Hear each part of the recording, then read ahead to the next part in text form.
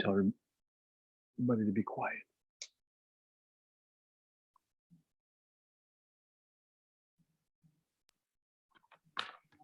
Hi, and welcome to today's webinar. A little housekeeping before we begin. Everyone is muted during the webinar. A recording will be sent out to all attendees after the webinar has concluded, along with a PDF copy of the slides. There will be a Q&A at the end of the presentation today, but please feel free to ask questions during the webinar by clicking on the Q&A box at the bottom of your screen. Once the presentation concludes, I will ask the questions presented in the Q&A box. I may not get to everyone's questions, but we will do our best. If we don't get to your questions, please call 800-616-7232. I will also put this information in the chat box. All right, Ruben, I'm turning it over to you. Thanks, Hannah. Hey, my name is Ruben Franco. I'm the president and CEO of the Orange County Hispanic Chamber of Commerce. Thank you all for joining us today. This will be a very informative webinar on what's going on with the disaster loan and what we have currently as far as information goes with the PPP loan.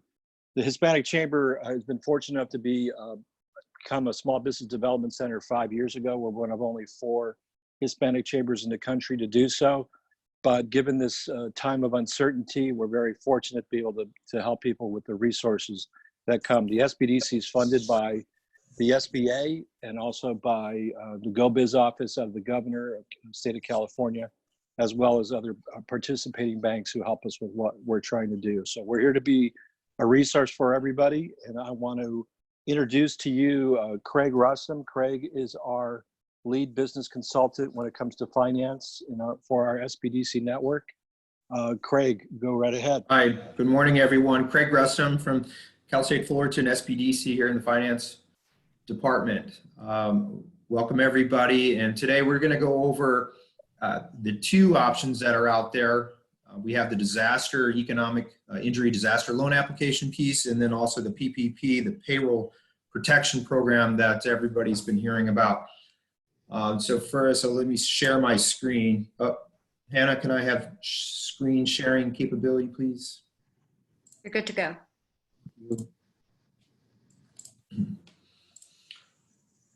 So first, we're going to talk a little bit about the EIDL loan, as you might hear it, the Economic Injury Disaster Loan. This has been out now for about a couple of weeks, so hopefully everybody's had an opportunity to log online. This one is coming directly from the SBA. Okay, this is straight Treasury dollars.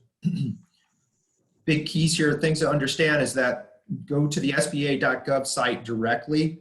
We are seeing spoof sites out there, people that are buying URLs and trying to drive traffic, trying to capture your information. They're offering high interest, short-term loans. Please go to the SBA.gov site directly and you can navigate through here to find more information about the different programs that are available. Okay, and then ultimately, by clicking through here, let's see, you have funding options. Okay, to learn more about relief options available for your business. The SBA has done a nice job of kind of categorizing some of the options that are available to us as small business owners, okay, as independent contractors, sole prop, okay, all of them being eligible. So right now we'll talk more about this EIDL loan. And right now I'm just going to drop it right into the application. They've streamlined it. This is the 3rd iteration of their online application process. So please, if you tried filling this thing out prior to Sunday evening, please go back and apply again. They've added some features to it. It's now online based. You don't need to upload any forms to this phase 1. They've added individuals who operate under sole prop, without employees, independent contractors. This is a big question for folks in the gig economy. Folks that maybe you've been paying them as 1099 contractors. Well, now there's an opportunity for those contractors to go into here as individuals and apply for assistance. It's available to nonprofits, faith-based organizations. So really, if there's any thought about eligibility, please go on the website and fill out the forms. And ultimately, an SBA representative, a loan officer will contact you and they'll work through the details to determine eligibility, and ultimately if there's funding available to you. As with the PPP though, these are debt instruments. So, I mean, there is an approval process that you need to go through. And so there's some documentation and some items that you should have on hand so that you can navigate through the site and be ready. Okay, so for one of them, for this particular EIDL loan program, we recommend there's something called the Form 5. That's available on the SBA website. I think we have it in our Dropbox as well. Some basic information just about your legal entity, how you're set up. This is how it appears on your tax return. I know the SBDC has also gone through the process of creating some videos for people on how to fill out these applications so that you know where to find this information. So ultimately, so let's hang on one second. What can it be used for? So the EIDL loan, really, it's about understanding your sales, general, and administrative costs and some payroll costs through the next 6 months is what we're looking at. What do I need to keep my business open to some extent, or at least available, so that when this turns around, we have a place for people to come back to work. So it's going to be fixed expenses such as insurance, interest, rent, accounts payable. You look at your expense line item on your profit and loss statement, you can start getting an idea of what it costs me per month with a reduction in revenue or no revenue. And that amount then is calculated with the loan officer from the SBA to determine what that loan amount looks like. Up to $2 million is available per business. So if you own more than one entity, if you have separate EIN numbers or you have subcontract income, you can apply for each entity. The terms of the note is 30 years, amortized over 30 years at 3.75%.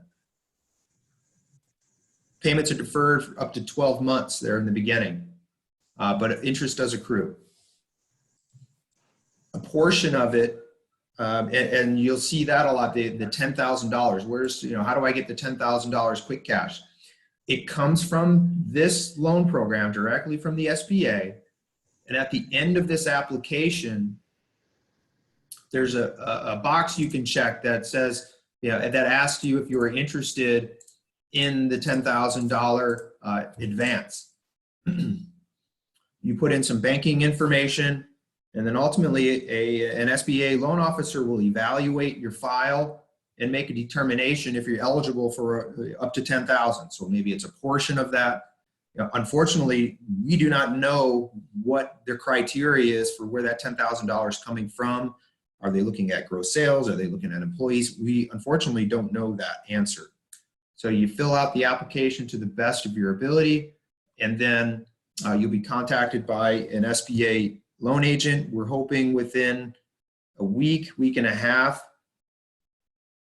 So if you've put your application in, don't fret if it's been 7 days. They're having to go through quite a few applications, and they're going to assign those to loan officers to get to you. Now, the $10,000, a portion of that may become forgivable, or as the term grant has been thrown around a little bit. So it's going to be determined by their processing center how much of that quick cash is available, and then ultimately how much of it's going to be forgiven. So when I'm working with clients, it's one, it's not a guarantee, and secondly, it's not a guarantee that it's going to be forgiven. So really look at the loan as what it is. It's a 30-year amortized loan at 3.75%. For nonprofits, I believe it's 2.5%. I think if you're a nonprofit, the interest rate's less. I think it's 2.75. 0.75%. Okay, so if you're a nonprofit, the term is the same, but the interest rate is less. Okay, so you apply directly through the SBA website. about four pages. You can get through this thing, hit submit, and then you're going to wait for confirmation from the SBA directly.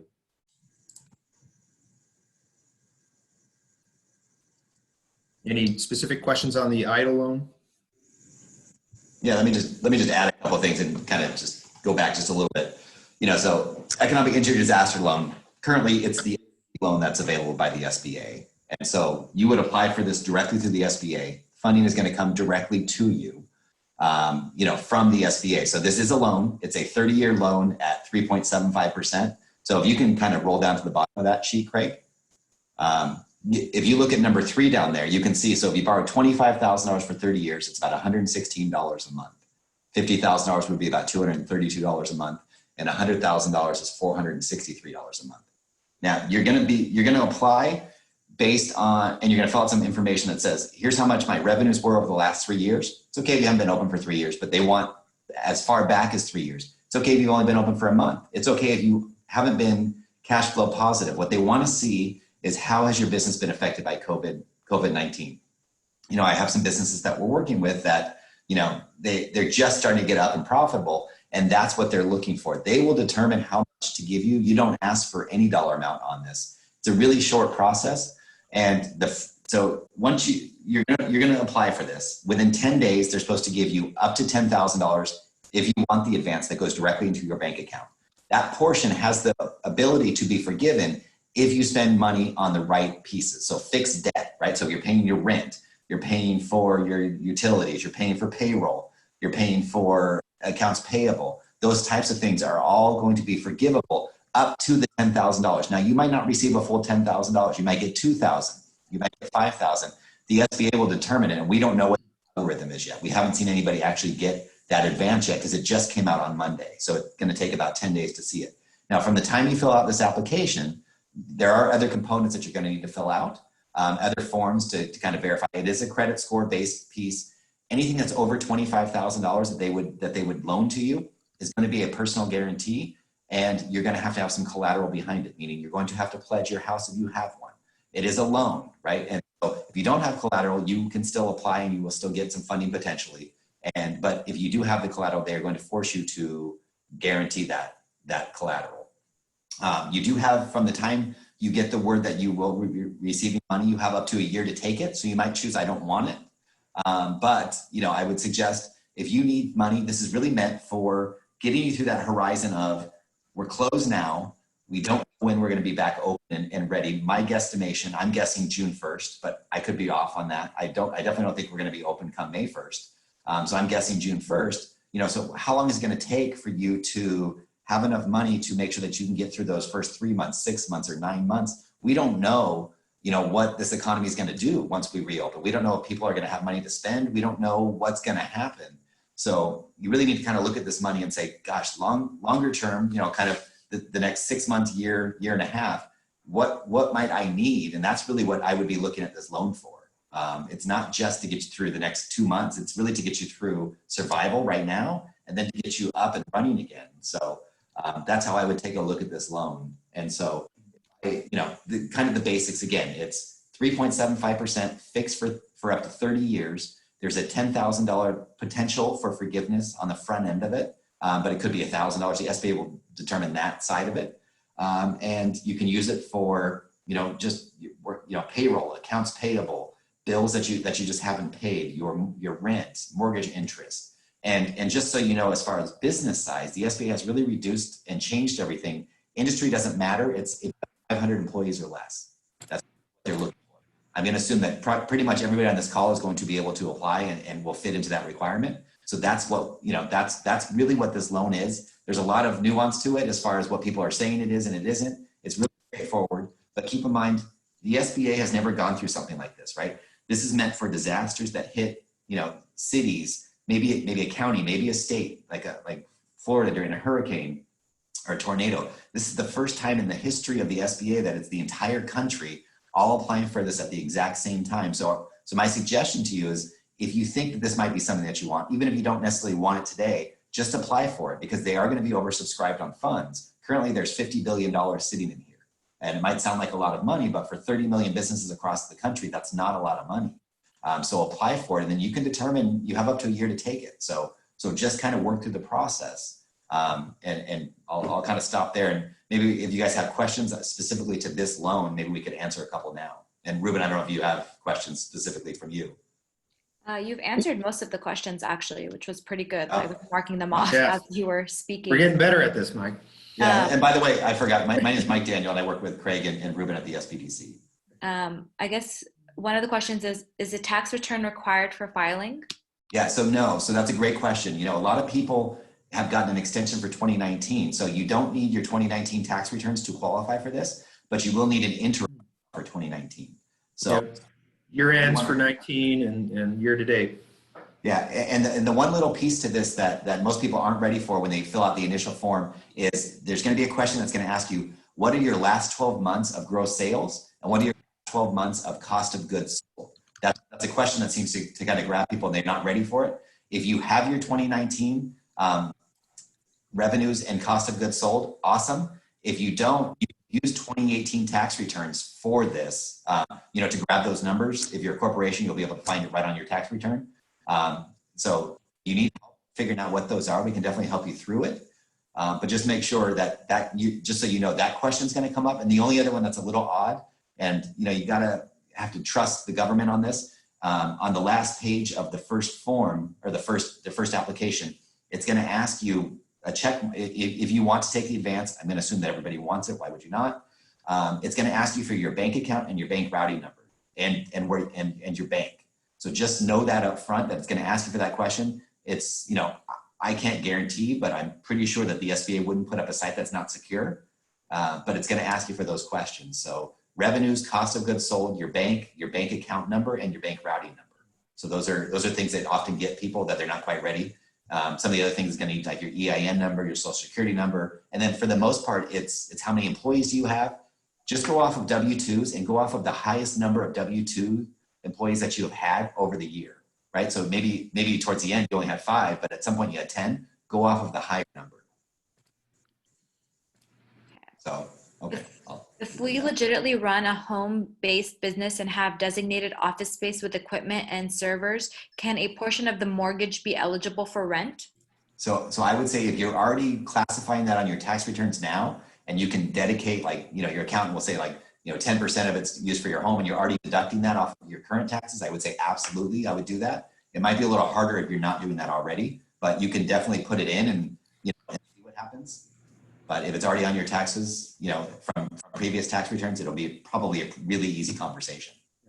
To reiterate what Mike was saying, though, you do not ask for the loan amount. It's a process that you'll go through with the loan officer.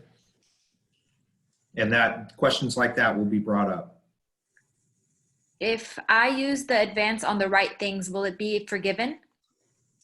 Yes. So so see right at the very top of this sheet, that if you can see it in front of you. So what you can use this loan for, fixed expenses, insurance, mortgage interest, rent, accounts payable. So people that you owe money to, payroll, all of those things can be forgiven just up to that initial $10,000. Now, you might not qualify for the full 10. The SBA will determine how much that you qualify for. But for that first initial part, that has the option of being forgiven. But keep in mind, this is a loan, not a grant. What box do I select as a corporation S? So when you go into the second, it kind of throws people on the application. I'll let Craig get to it. So if you could just get to the second page, Craig. You do that. Yeah. And then you got to check all these boxes. So, it's the third one then. There's a little box at the top. So when you get, yeah, that's okay. Don't worry. On that third box that says business owner's information, really odd button and everybody misses it. But there's a little box that you check, and then it's going to ask you for entity structure. And that's where you'll fill out your corporation information and, you know, your ownership, you know, how much ownership you have. And everybody that has more than 20% ownership, you're going to need to fill in their names. Okay. So that's, you know, it's a pretty straightforward form, but that button's a little hidden at the top. Yeah. It's kind of like this, you know, it's basic information about each owner. And if there's a business entity owner. Yeah. Can I go back and amend my application after I applied, or do I need to resubmit? You need to resubmit. And so if you feel that you didn't do it correctly, my suggestion would just be to go back in and resubmit it. And, you know, if they call you and maybe they pick up the first application to say, hey, I've resubmitted it and this is what it is, but you absolutely can. And that's, you know. I wouldn't resubmit if I think I missed my cost of goods from last year. Yeah. I would only resubmit if I put the wrong EIN number in, or I missed some other contact information or things like that, personally. Do independent contractors count for payroll? I don't have any other employees. They do not, because they would be their own. They could file for this as well, so they don't count for payroll. Okay, I think those are all. They file, yep. So here, so you tell everybody you've paid as independent contractors to go to the site. Yeah, they can apply for their own business as well. All right, and then one more. Can you get the EIDL for operating expenses but roll the value of this loan in the request for PPP? Would the use of the PPP to pay EIDL prevent the amount to be forgiven, since it wouldn't be used for payroll or the other approved expenses for PPP to be forgiven? Yeah, so that's a great question. And so you can get this up to $10,000 forgiven and PPP forgiven as long as you're using them on separate expenses. And it does, there's a statement, and we don't know how it's actually going to come out with, and keep in mind, the PPP program has not come out from the Treasury and back to the SBA yet. So they're still working on what the actual SOPs are, or scope or standard operating procedures. So there is a line in it that says that you can pay off the EIDL from the PPP, but we don't know any more than that at this moment. All right, I think you can jump into PPP now. Where is it? Here we go. Get your sheet.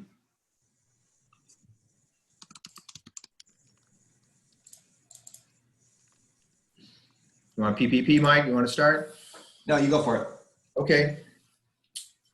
Just understand what the PPP, the Payroll Protection Program, what it's designed to do, okay, and how this loan is being used. It's about keeping our employees employed over the next 8 weeks, essentially through June 30th. So the intent of the program, really, it's based off your payroll numbers over a specific time period. And then ultimately how that money is then used to keep our employees on payroll. Okay, so ultimately what it can be used for, though, there's another portion of it that can be used on interest on your mortgage, some rent and utilities, and payroll. This is up to $10 million, which again, the amount of the loan is going to be determined upon your payroll numbers. So a monthly average times 2.5, capped at $100,000 per employee. So we have a little worksheet we can go through a little bit, and so we can dive a little deeper into this. Right now, so it's a 1% loan, so we need to update our sheet. That's how quickly some of this information has been changing. So now it is a 2-year loan at 1% for the amount of the loan that hasn't been forgiven. The key differentiator between this and the economic disaster recovery loan is that this PPP is applied to at your local participating SBA lender, which most likely is going to be your existing business bank. That's for the first phone call that you make, is to whatever institution that you're currently business banking with to find out if they're going to be participating in this program. Because what they're looking for, the SBA and the lending institutions, is that relationship. They want to understand that the business owner and the bank have an existing relationship in place. So what we're seeing is, the bigger institutions like Chase and B of A, that you had to have had a business account with them as of February 15th in order to be eligible to go through their programs. Now, they may open up to people outside of their existing business relationships, but as of now, what we're hearing is that they're looking internally first.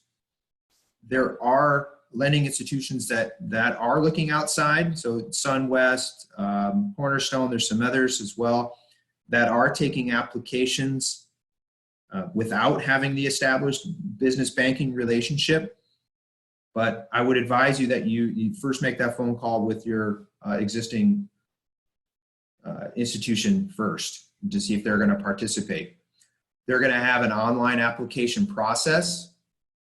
The new form that we're starting to see, and this came out, I think, late last night. You know, there was like 7 o'clock last night. We started seeing some of the updated forms that that are going to be used. At the beginning, it's a 2-page form for them to capture some basic information about your company. And then you're going to submit it to them, and ultimately a loan officer will get assigned, and then they'll go through the particulars with you as far as your payroll. Okay. Big component of this that everybody's talking about is the loan forgiveness piece. And so the way the language currently reads is that they like to see at least 75% of the loan amount being used on payroll through that 8-week period. So you're looking, you know, May 1st to June 30th. That as long as that certain percentage is being used for payroll, also the number of employees is going to be important. So as you work through some of the worksheets, you'll see they'll look at previous periods, how many employees you had, and then as we look from May 1st to June 30th and onward, how many employees that you have currently on staff. So based upon some of those numbers, there may be some changes to how much of it is forgiven. And then whatever's not forgiven, say the other 25%, would turn into a 2-year note at 1%.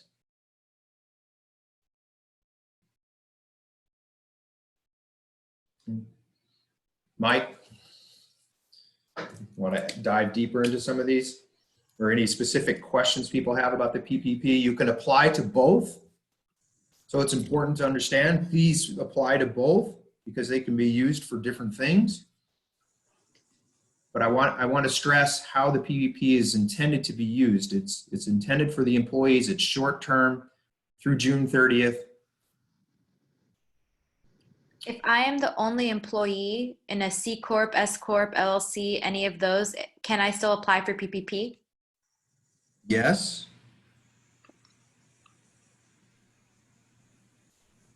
If a sole prop, if I'm a sole prop, how about the money paid to these contractors to carry out projects? Can I claim that as payroll?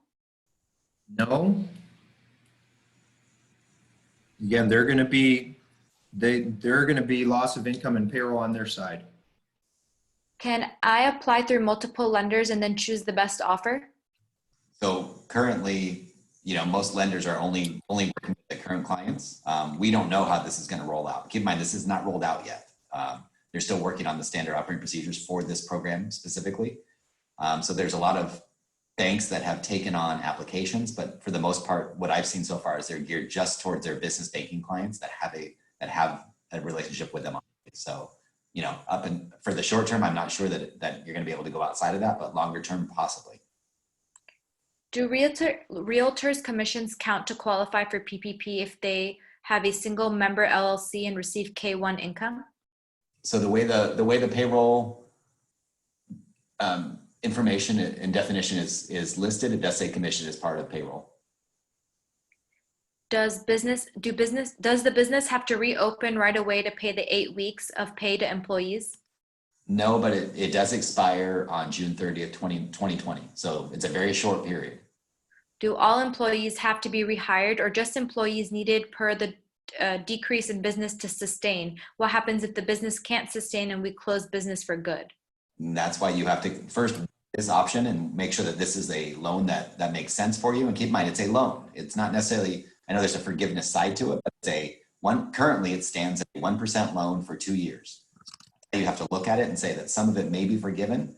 The other part of it is it's not based on your employees' names. It's based on an employee or your payroll dollar amount spent, right? So if I'm spending X amount before, they want to see that you're spending X amount after. So that's it. You can bring on a whole nother crew. Potentially, you know, you might not be able to get the same people back.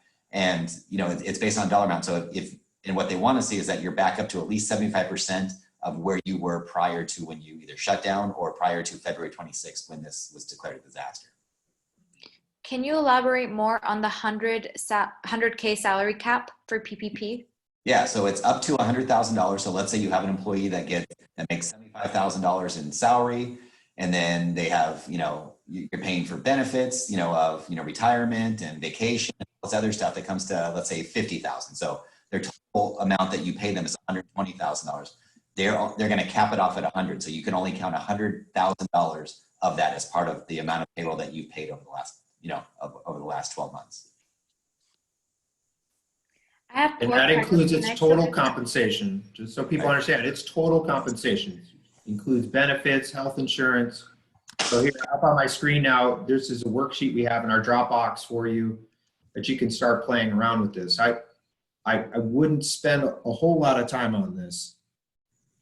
I would fill out the application and get with the loan officer, and then they'll work with you on your 940, 941s, your payroll statements, to come up with the loan amount. Again, you're not picking the loan amount. Ultimately, the loan officer and their underwriters will determine loan amount. If I have poor credit, can I still get the EIDL loan? Also, if given a loan, can I only accept the forgivable 10K part? Yes, I mean, what we're hearing from the SBA is yes, apply regardless of your credit. And my understanding is on the EIDL, you don't have to accept all the funds. You can defer it for a while. You can take some later. And the beautiful thing about the EIDL is that, say this situation continues on longer than expected, you can request for additional funds as well. If I accepted the 10K and I receive that and I don't get approved for EIDL, can I keep the 10K? It's my understanding, yes, and it's up to 10K, and there is some qualifications for that. I can't stress that enough. It's not a guarantee. There's limited funds. I believe they have 10 billion only, that's earmarked for a forgivable portion of the EIDL. Right, and let me just restate it one more time. It's not $10,000 that you're necessarily going to get. The SBA is going to determine upfront, you're going to get $2,000, or you're going to get $5,000 or $6,000. It's all based on some algorithm that they've created, and we don't know exactly what that is. It could be your revenue size, it could be your cost of goods, it could be your fixed expenses, it could be the number of employees. We don't know what that is, but there's no guarantee that you're going to get a full 10,000. You might get 500, but that's, the SBA will let you know what amount that is. It might be zero. I mean, unfortunately, I don't know. We don't know. What options do I have to cover expenses if none of the money paid to independent contractors is allowed under these programs? Please elaborate. It could be any, maybe you have storage units, utilities. Inventory, what are your payables? There's a lot of other things, and maybe you're super lean and you don't have any of that. Then you have to decide.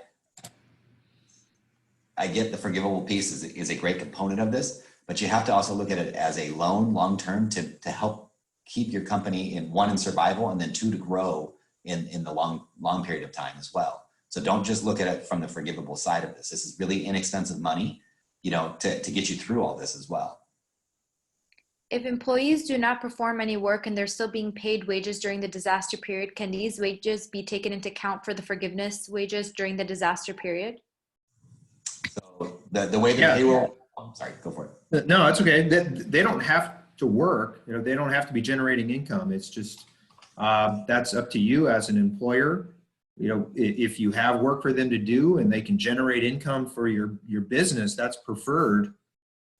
If you have anything else on that, Mike, but that's the way I see it. Well, yeah, and I just want to make sure if you're asking about the PPP loan, the way it's written now is it's going to be an average of what you spent prior to you getting the loan. So it's not going to matter if you're paying them, like that just goes into the average. And then what happens is from the time you get the loan to the following 8 weeks up until June 30th, so maybe you only have 6 weeks to spend it, it's going to be what you spend from that time on. So you might be better off served using that money elsewhere and turning it into a 2-year 1% loan and not worry about the forgiveness side of it. It's a cash flow question. You got to look at your business and understand how the loan can be used. Do monthly liability insurance, auto insurance, life insurance, cell phone bills paid by the business account as utilities?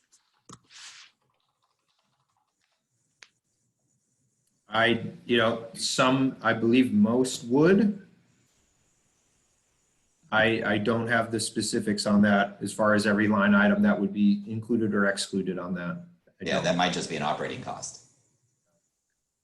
If I have a service company and don't have any products to sell, what is my cost of goods? Usually it's zero then. You don't have cost of goods. It depends on how you have some of that labeled with your CPA possibly. You may have some items that are directly related to the revenue you generate, but if you don't, it's zero. My company, A Corp, was founded in 2016 and has not yet filed a tax return. Can I still apply for either relief program?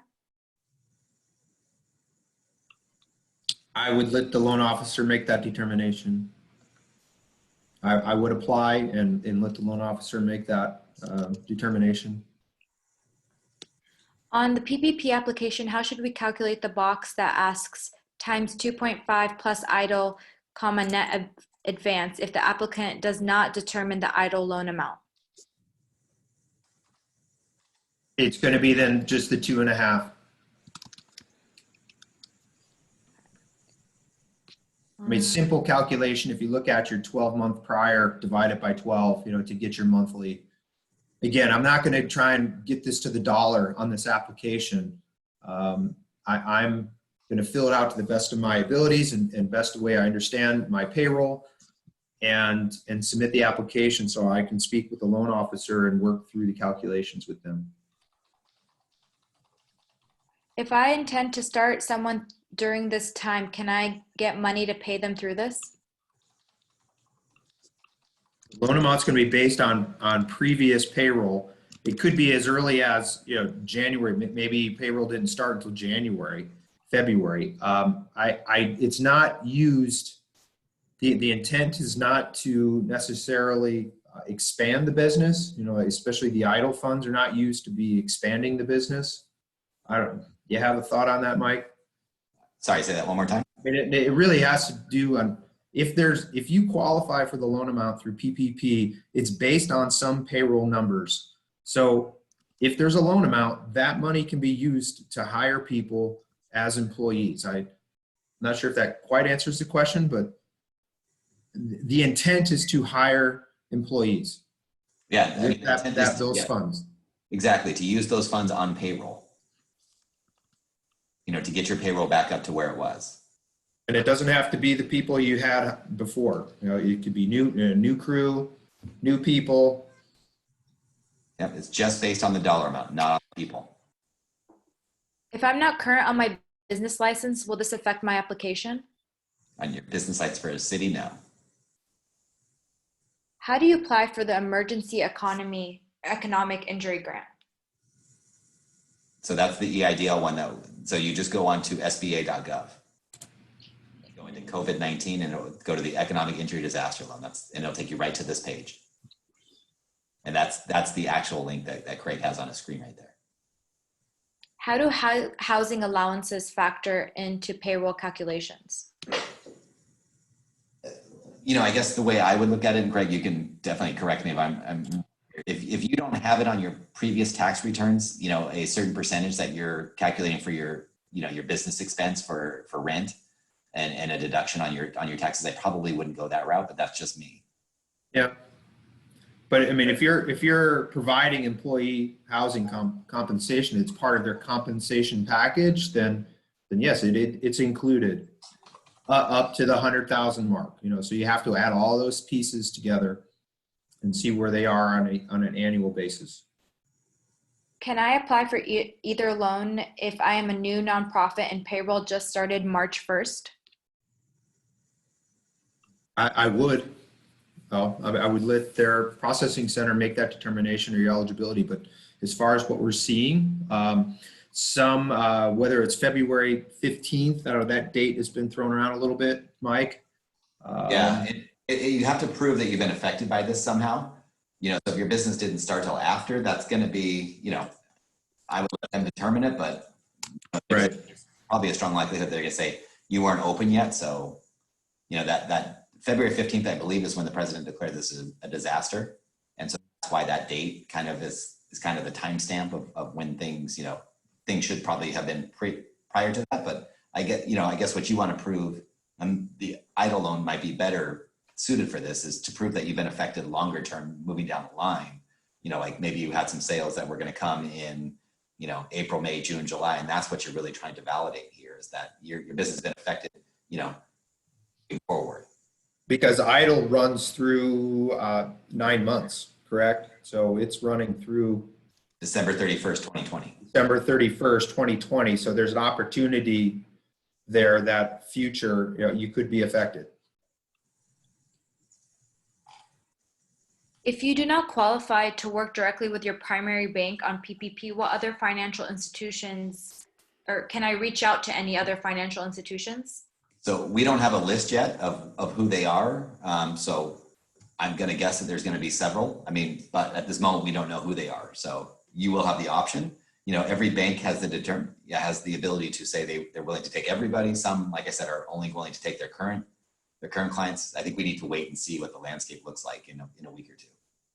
Is EIDL only forgivable if funds are used for payroll/commissions and monthly operating expenses? So it's not forgivable, the whole loan. There's a chance you may get $10,000 or $100,000, but you're going to get an advance if you choose that box. And now that advance could be anywhere from $0 to $10,000. That's the part that's forgiven if you spend it on the proper categories, which would be, your fixed debt. And so accounts payable, rent, payroll, those types of expenses. The calculations for the forms, are they from year end 2019 to February 2019 or to February 2020 or to current date?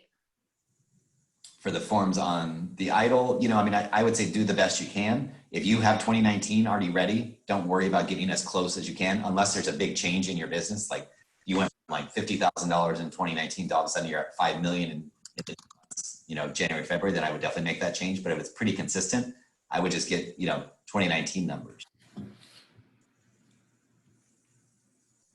I am the owner of an event service company and I pay all my guys W-9. My payroll to them would be up to $200K based on last year. I have 0 W-2 workers. Am I qualified for PPP or EIDL? You mean 1099 and no. That's what I thought, yeah. Yourself as your business, but your independent contractors would need to file this themselves.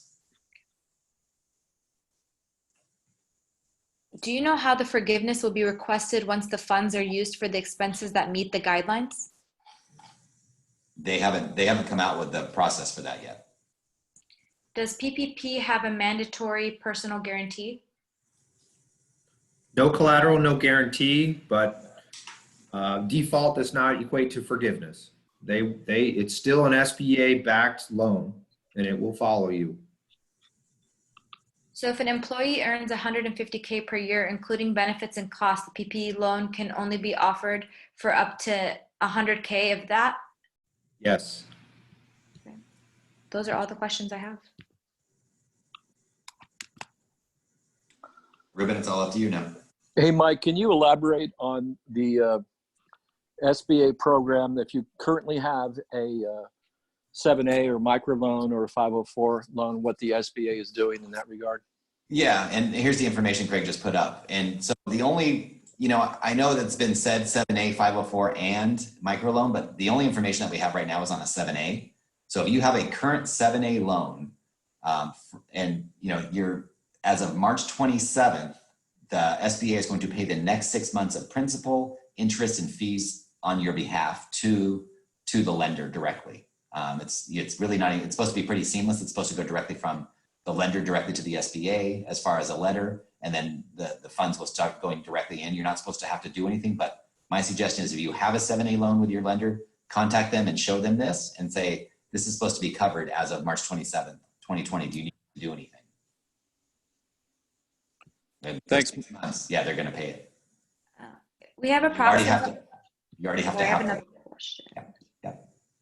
Yeah. We have approximately 20 employees, but due to the rising cost of workers' compensation insurance, we were forced to move to a staffing company, can we apply for PPP? Yes, it is an average over the last year. So I would apply for it and let them tell you that it might be a little different for you. But I would absolutely apply for it if you feel that it's going to benefit your business. For a self-employed person with no payroll, how is the salary calculated? So I don't know that we have any firm definition, Craig, but I would go off what. Yeah, what's on- yeah, it's on the tax returns, basically. You know, Yeah. that's what I've been hearing. just straight off the 1040. Yeah. Yeah, it's income. Yep, whatever you're reporting, they'll take an average. That's all I got. Awesome. Well, thank you guys. If you have any questions, we have a daily call at 3 p.m. Also, the slides will be sent out tomorrow, and I put the resource links in the chat box. Thank you all for joining. Thank you. Thank you, everybody, for joining. Appreciate it. Thank you.